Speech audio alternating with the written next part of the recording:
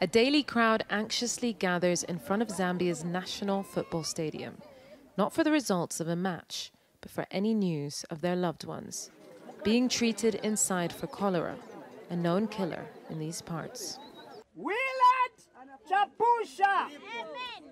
For some, there's the relief of an update. For others, the suspense has only just begun, watching for their relatives amongst the new cases that keep coming in. Another new patient has just arrived. They keep rolling in. This 60,000-person stadium has now been designated to treat hundreds of cholera patients. They're being transferred from cholera centers all over Lusaka. The capital and wider province has been hit the hardest, and a rising death toll is driving up anxiety. They are announcing names here, but not of my nephew. So I don't know what is going on.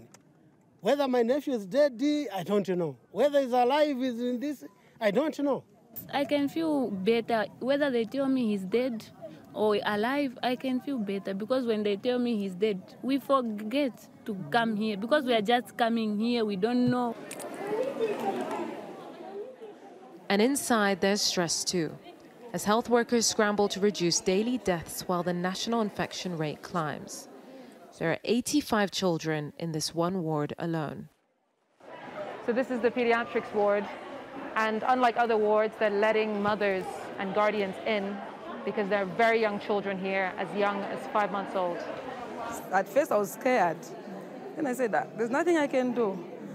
Because right there in the compound where we are staying, when we're telling people about hygiene, cholera is real, it seems like it's a joke. But when you come here, you see the reality. These are mothers like me, and I know, how it feels. And I just had to find a way to let them come in. Health Minister Sylvia Masebo spends much of her time with health workers at the stadium, and the rest of her time persuading residents of health measures. What do you tell them about funerals and burials? I've told them that they cannot participate in burying, and I've also told them that they cannot have funerals at their homes by bringing people. I've also told the general public not to attend funerals anymore, to avoid those funerals, especially if somebody has died from cholera, because they are risking their life. And I think in the beginning it was a bit difficult, but I can tell you that generally I think the message is sinking. Morning starts on the lawns outside as the news of death is delayed and devastating. Alice's sister has lost her life to cholera, and she's not alone. Nabel has just learnt his grandmother died too. For us, we are just waiting that she's going to be discharged. But unfortunately, we are told she passed away. She's being buried at a nearby gravesite.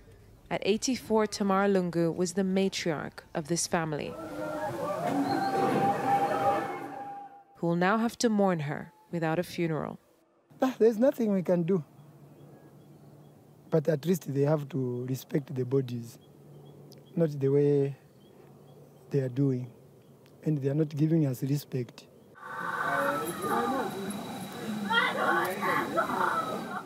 The pain is gut-wrenching and raw, never dulled, no matter how many cycles of this disease come and go. Yusra Al-Bagher, Sky News, Lusaka.